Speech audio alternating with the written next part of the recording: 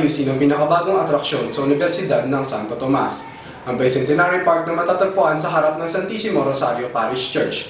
Dahil sa wakas ay dumating na rin ang mga kampanang nanggaling pa ng Holland. Ang buong detalye sa ulat ni Nika Rojas. Noong Lunes, una nang narinig ng ilang mga Tomasino ang pasubok na pagpapatunog ng Carillon 18 bell chimes, ang 18 kampanang sumisimbolo sa 18 Dominicanong martir ng UST na itinalaga sa bagong Bicentenary Park sa harap ng parokya noong Biyernes. Ayon sa ininhero na sabing Carillon, ang mga ito ay gumagamit ng chromatic technology, isang high-tech at makabagong paraan kung saan sinkronisadong napapatunog ang mga kampana ayon sa musikang nakatala dito.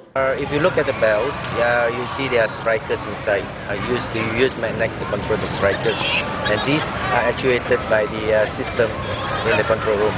Ayon sa nagdisenyo ng parke at dekano ng Kolehiyo ng Arkitektura na si Dean John Joseph Fernandez, matagal nang naantala ang pagtapos dito dahil hinintay pa ang pagtatalaga sa mga kampanang ito. I think there was a delay in confirming the order for the bells. Siyempre, hindi umabot ang delay. Sa mga susunod na araw ay maririnig na sa mga kampanang ito ang mga musika na pamilyar sa bawat Tomasino. Bagamat nauna nang nagkaroon nito ang ibang universidad tulad ng UP at Ateneo, para sa mga Tomasino, ang Carillon Bell Chimes ay sumisimbolo sa mga Dominicanong martir na isinuko ang buhay para sa Kristiyanong pananampalataya.